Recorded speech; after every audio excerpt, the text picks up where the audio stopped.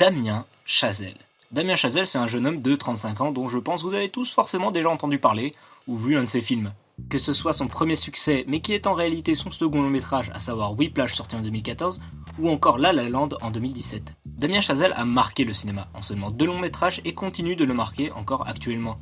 Car en effet, c'est après être sorti de La La Land que Damien Chazelle s'attaque à un nouveau film, un biopic sorti en 2019, et qui marqua tous ceux qui l'ont vu, mais qui bizarrement revient moins souvent quand on parle de Chazelle, alors que je le trouve personnellement sublime. Il n'est pas mon préféré de Chazelle et honnêtement je ne sais même pas lequel de ses films l'est, mais le fait qu'on parle beaucoup moins de ce dernier que des 2 précédents me rend un peu mélancolique. Bref, vous l'aurez compris, aujourd'hui on part côtoyer les étoiles, je vous emmène dans l'époque de la conquête spatiale, alors j'espère que vous n'avez pas peur de l'altitude, car aujourd'hui je vous conseille First Man, le premier homme sur la Lune.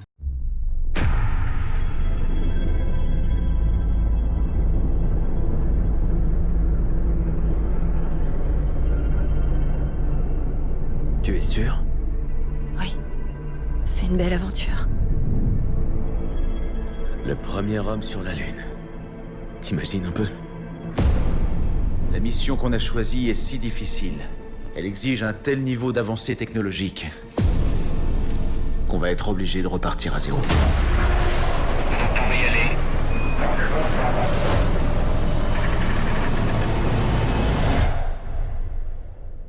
Alors First Man, c'est le 4e film de Damien Chazelle, contant l'histoire de la fameuse mission Apollo 11 et plus précisément de la vie de Neil Armstrong, le premier homme à avoir posé le pied sur la Lune le 20 juillet 1969. On va suivre ses angoisses, les galères de la mission, mais aussi les répercussions qu'auront toutes ces excursions et entraînements sur sa vie de famille. Au-delà de nous conter la conquête spatiale, c'est un vrai regard sur la vie de la famille Armstrong que nous livre Chazelle.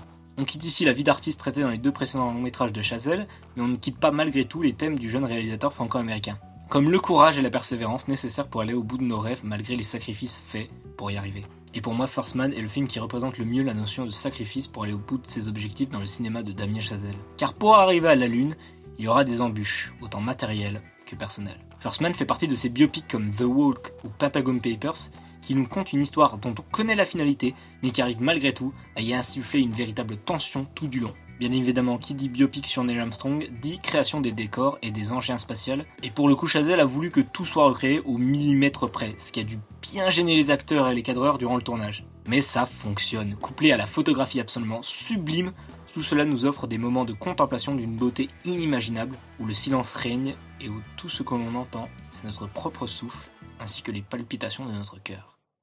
Le film nous offre aussi un casting 5 étoiles avec bien évidemment Ryan Gosling dans le premier rôle qui passe des claquettes au moon boots, mais aussi Claire Foy jouant la femme de Neil Armstrong, avec des moments vraiment de douceur comme de tristesse absolument prenants. On retrouve à la musique Justin Hurwitz, déjà à l'œuvre sur les autres films de Chazelle et qui signe une partition oscillant entre les moments orchestrales sublimes et d'autres moments de silence absolument sublimes, nous montrant l'immensité de cet espace éternel, permettant à chacun, spectateur comme personnage, de se retrouver face à lui-même, dans un calme presque onirique. Le film est trouvable en location sur Orange VOD, Canal VOD, Filmo TV, Rakuten TV, Apple TV, Google Play, Microsoft ou encore YouTube. Sur ce, je vous laisse à votre film et vous dis à bientôt pour de prochaines chroniques. Ciao. Ça y est, c'est bon. 6, 5, 4, 3, 2... Vous vous êtes déjà demandé si ça valait le sacrifice financier et humain? Quand on regarde le ciel d'ici, on pense pas trop à tout ça. Mais explorer l'espace, ça change la perspective. Ça permet de voir des choses qu'on aurait dû voir depuis longtemps. Là, il y a un gros problème. On maîtrise la situation. Vous êtes des boy scouts, vous ne maîtrisez rien du tout.